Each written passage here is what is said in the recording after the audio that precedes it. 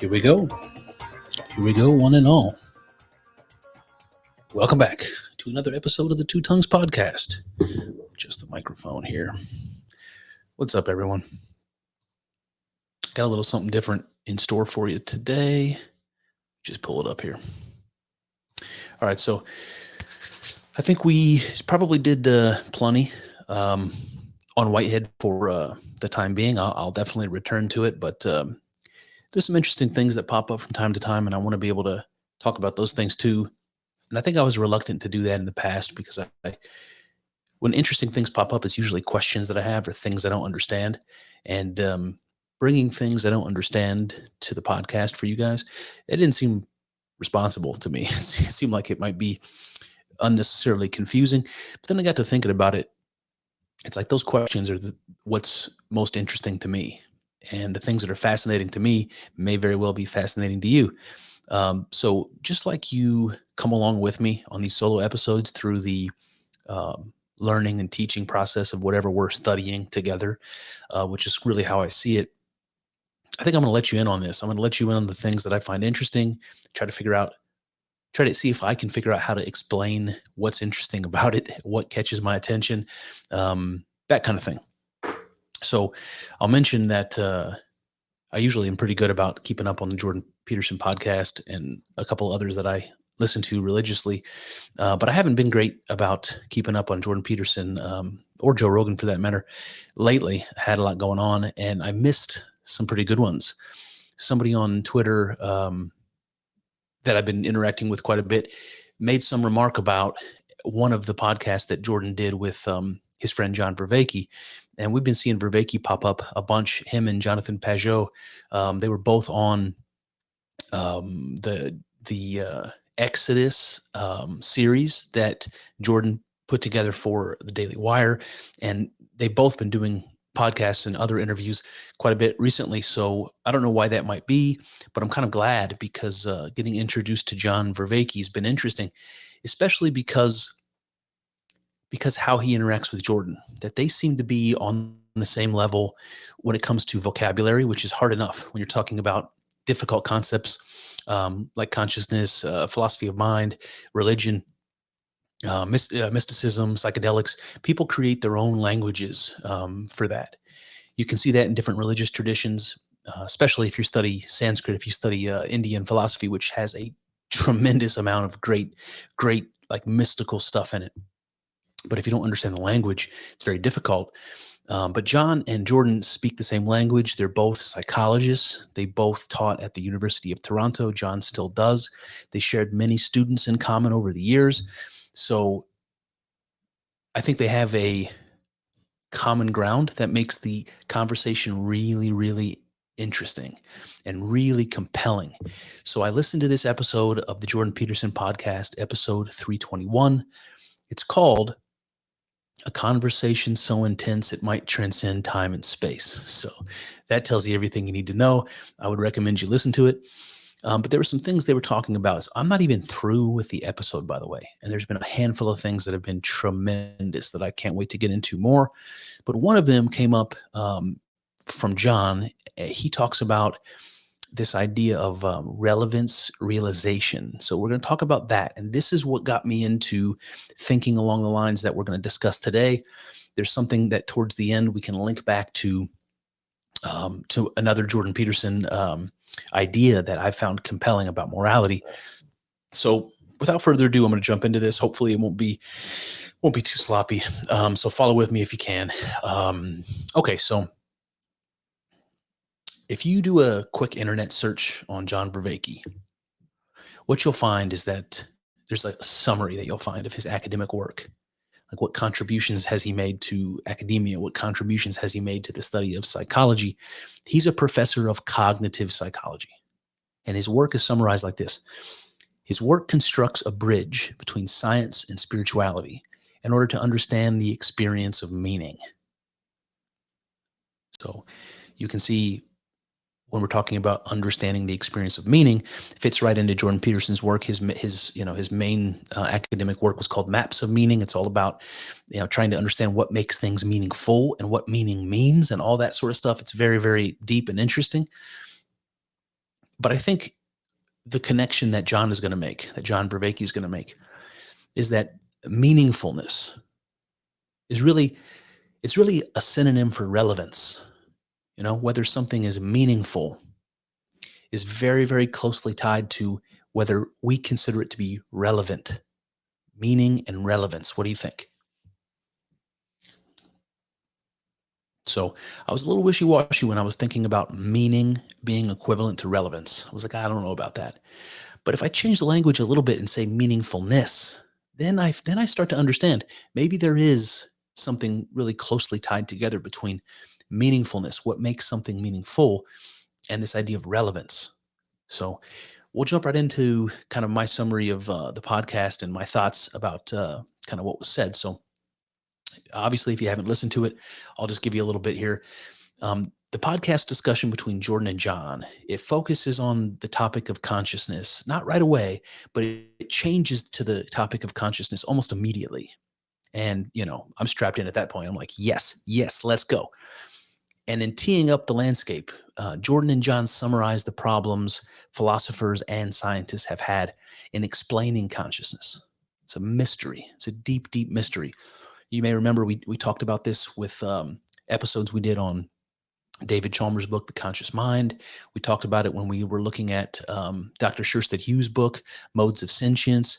We've talked about it in regards to religion and Indian philosophy and all kinds of things, pre-Socratics and Platonic philosophy. The idea of consciousness is very, very interesting and difficult to define. Chalmers chalks it up to what he calls the hard problem of consciousness. And that the idea of the hard problem of consciousness is not about the nuts and bolts. It's not about the mechanics of it. It's not about how a brain might be able to facilitate consciousness. It's about why consciousness exists at all. Why does it exist at all? What function does it serve? And it does seem to provide this non-material reality. The things that Chalmers talks about, he calls qualia, but the qualities of our experience, the idea that we have experience, first of all, that it's something that it is like to do a podcast. There's something that it's like for us to listen to a podcast. There's something that it's like for us to sleep or dream and act and all that stuff. There's an experience behind it, something that it's like to us. And things fall into that category like color. And it's very difficult to understand. What is color? Scientists will tell you that color exists in the world, and you want to agree with that because you look around at the world and you see it. But the truth is, you might have, light being absorbed and reflected. You might have all of this sophisticated science to explain what's happening, in terms of visual perception. But the truth is, color doesn't exist in the world. The experience of color doesn't exist in the world. You might have a light being absorbed and reflected in a certain wavelength, and all that's math. All that is abstract. None of that means what it's like to see red. None of it. So there's a deep mystery to consciousness. And so this is the first thing they point out. And John breaks it up into two components, the problem of consciousness. The first one is, why have consciousness at all? And how and why does it function? And then there's a series of related questions that come to mind. At least they do to mine, probably to yours as well. What does consciousness actually do? If it evolved, why did it evolve? What problem was nature adapting to solve when it came up with consciousness as the solution? If we're going to be very biological, very physical and material, that's what we should be looking for. If it evolved, if consciousness didn't always exist, it's not fundamental like the idealists believe, like I believe. Why did it evolve? What would have caused such a thing? And this leads John and Jordan to reference the famous thought experiment popularized by David Chalmers' book I just mentioned, The Conscious Mind. And it hypothesizes a zombie version of a human being. So imagine a zombie version of you. What do I mean by that? What does David mean by that? So in this thought experiment, we're asked to consider a human being, alive and functioning, but with no consciousness. A zombie, right? It functions by stimulus response, but it has no experience. It walks, talks, acts, eats, sleeps, flees from danger, and pursues opportunities. It is in every way identical to a real human being. But within, as Chalmers says, it's all darkness. In our modern age, we might conceive of a far-off, sophisticated AI robot in much the same way as this zombie. It looks like a duck and walks like a duck, as they say, but it has no inner experience.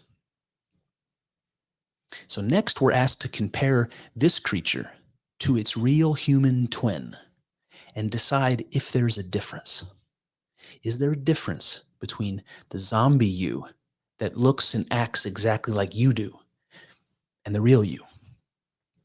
Now, we can't tell from an outside perspective.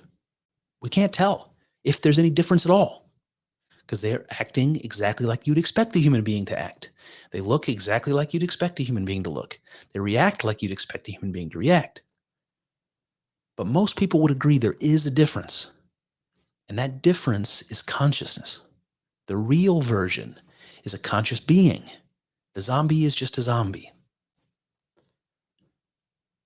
So the natural next question is, okay, so what does consciousness do? If a zombie or AI robot can manage to survive, thrive, and perpetuate itself into the future, what advantage would becoming conscious provide? What survival advantage? Why would consciousness have evolved at all? See, it seems to me like this extra feature, consciousness that the zombie doesn't have, would come at a cost. Say, cognitive or processing effort, maybe the calories that it takes to kind of have this function happening in your brain. It comes at a cost. Just like the human being's ability to speak the way we do comes at a cost. One of those costs, in case you don't know, is that we can choke and suffocate and die. That's a real serious cost, right? Because our machinery here is constructed in such a way that allows us to speak in all these sophisticated ways that we're doing. Chimpanzees, on the other hand, have no issue. They're never going to speak. Evolution chooses whether the costs outweigh the benefits or the benefits outweigh the costs. And it seems, if we look at ourselves, that the ability to speak outweighs by far the risk that we might choke and die on our food, that kind of thing. And evolution doesn't preserve anything costly unless the benefits outweigh those costs. So what are those benefits? What are the benefits of being conscious? If a zombie survives and thrives in the world and perpetuates itself into the future, just like any biological organism is going to do or going to want to do, why become conscious at all? Why add that extra thing? What benefit does it give to have that conscious experience? What do you think? If we're talking strictly from a biological perspective, it's difficult to say what benefit it offers. So let's get back to the podcast. John proposes something that he calls relevance realization. He said this may actually be the function of consciousness, what it does, and what the benefit it offers actually is, relevance realization. This is the reason the adaptive advantage that makes the cost worthwhile and allows evolution to preserve it. Okay, but what does he mean by a relevance realization? He must mean something like what it sounds like, that we have a survival advantage if we have a means of identifying those things in our environment that are useful for our survival, and equally for those things that aren't. If we can more efficiently identify what is relevant in achieving our aims, we become vastly more efficient creatures. And this seems plausible to me. Seems plausible. And it does succeed in identifying the functional difference between myself and my unconscious zombie twin or my AI twin, doesn't it? if I'm able to more efficiently identify relevance, and my AI twin, let's say, has to do all the calculations, it seems like I may very well have an advantage over the AI version, and certainly over the stimulus response zombie version. That's going to allow me to survive. It's going to give me an edge over them. So there's an adaptive advantage, a survival advantage there. So the zombie, they're going to, or the AI for that matter, they're going to wander around aimlessly in search of stimulus to respond to. But I am guided in my wanderings by those components of the environment that shine out as relevant. If you don't know what I mean by shine out as relevant, I think you do actually know what I mean. It's like you're trying to, this is straight from Maps of Meaning, but you're trying to get to work and you're a little bit late, and you run out on the street and there's a beautiful woman there, but she's standing in your way, and you look at her and she's an obstacle to you because you're running late, right? But if you would have left 10 minutes earlier and you weren't running late, that same woman wouldn't have been an obstacle to you. Maybe she would have been a refreshing experience, just a pretty smile from a beautiful lady and a friendly manner on the street. You know what I mean? It's relevant based upon what your aims are, what your goals are, and being able to see those things that are relevant, being able to pick them out. That's going to give us an advantage. Now, while we seem to be making progress along these lines, Jordan and John proceed to muddy up the intellectual waters something terrible by introducing the idea of consciousness as something more fundamental, as the bedrock of being. See, now we're getting hippy-dippy here. We're talking about being. What does that mean? So this is sort of an idealist or a panpsychist maybe kind of approach, and we've talked about that many times. But it's one thing to talk about consciousness as giving you a survival advantage over something that isn't conscious. But if you talk to an idealist or a panpsychist, they were likely going to tell you that there isn't anything that's not conscious, right? So it's not, the truth is a zombie doesn't exist, and a sophisticated AI robot twin of a human being doesn't exist. Everything that does may very well be conscious. An idealist might go so far as to say that it's made of consciousness or made of mind, and that's what's fundamental in the world.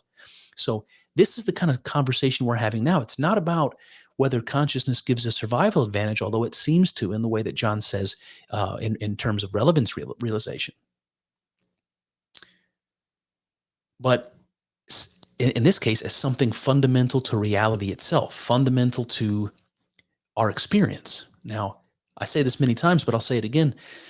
There really isn't a difference to us between the world and our experience of the world.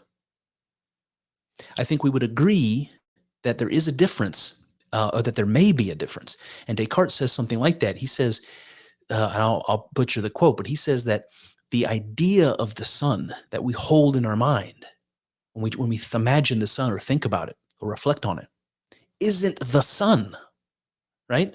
I'm not knocking on the door of the sun and shaking its hand. It's not an intimate experience of the sun. So the idea in my mind of the sun isn't the same thing as the sun itself. So there's something like that should be considered as well. So our experience of the world, even though it may not be reflective of the world as it is objectively, as it really is, it's the only thing that we have access to. It's the only bridge between us and an objective reality, whatever that may be. So consciousness, the thing that allows us to have experience, that is the bedrock of being.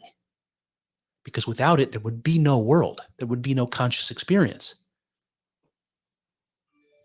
We can see this perspective when we acknowledge that our access to reality is mediated by our consciousness. The only way we know ourselves and the world around us is through experience. Through our sense experience and all our various modes of feeling, emotional and psychological included. We cannot touch reality in any other way than through conscious experience. In this light, we can say something like, consciousness is that which makes experience possible. It is the creator of experience. It is the creator of the world of our experience.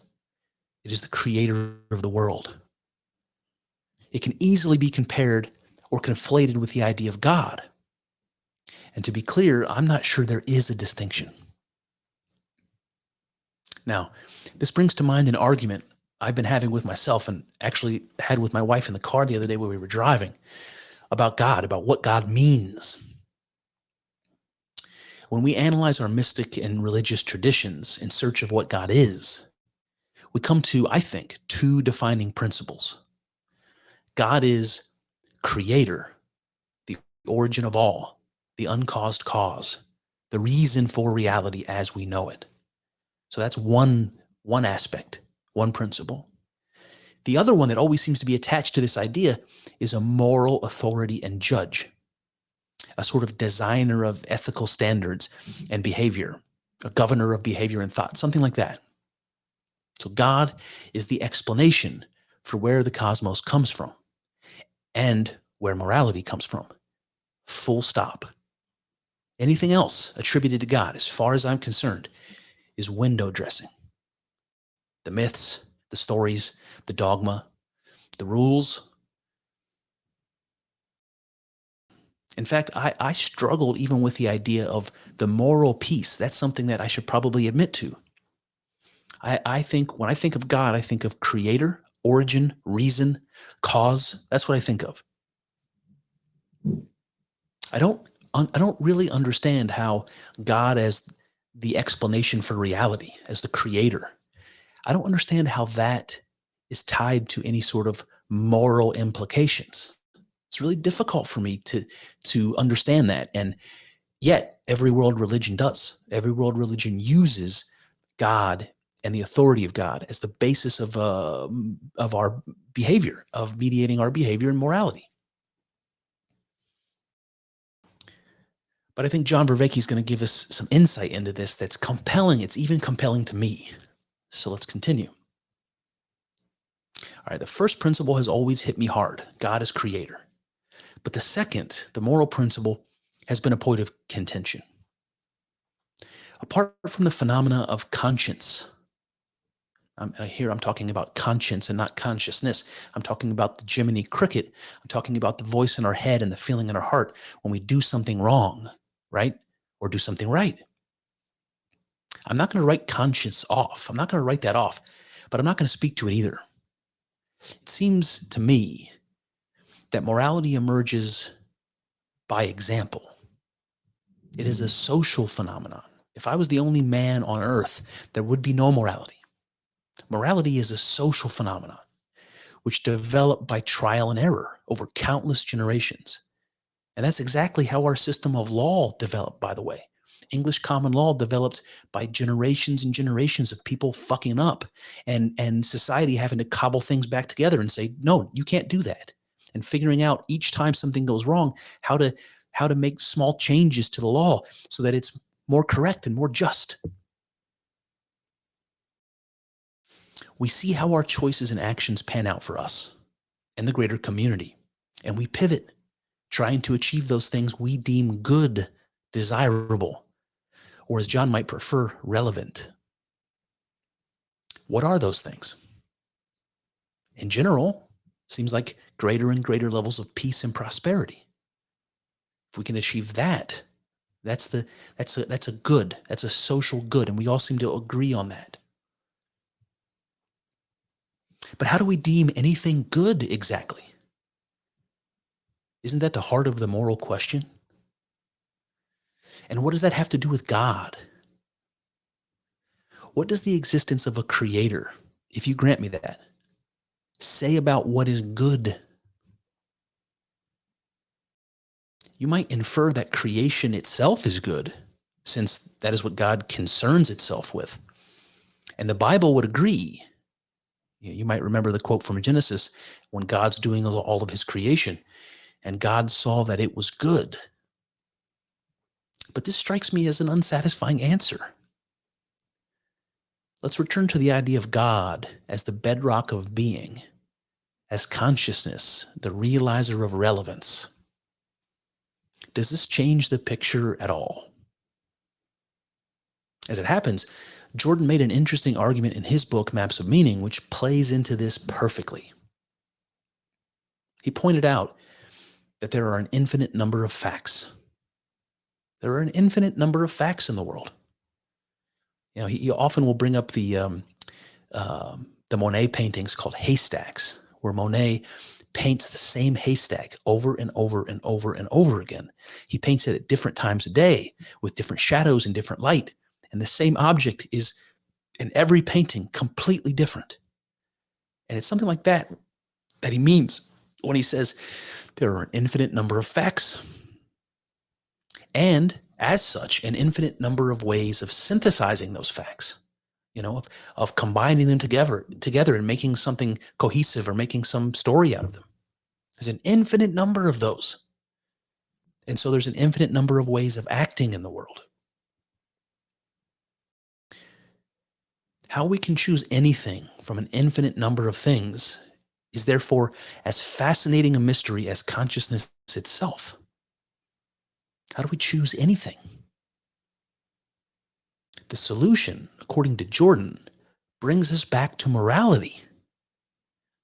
As he frames it, when we act, we are selecting one action over all other possible actions. Right? We've got a plethora of choices in front of us, and we select one. What does that mean? In so doing, we are saying this is better than that. Or more to the point, this is good and that is not.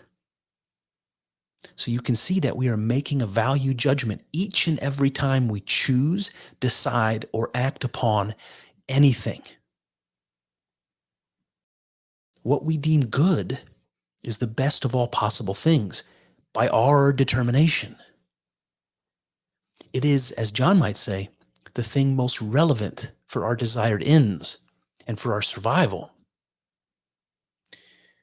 We are able to make this moral judgment only because we are conscious, only because we have the capacity to categorize our environment hierarchically based upon what is most relevant for us here and now and in the future. It's amazing. I must say, this makes me think twice about writing off the moral principle as a legit and fundamental part of God. If God is the creator of the cosmos, he must also be the principle by which the cosmos acts, lives, and transforms.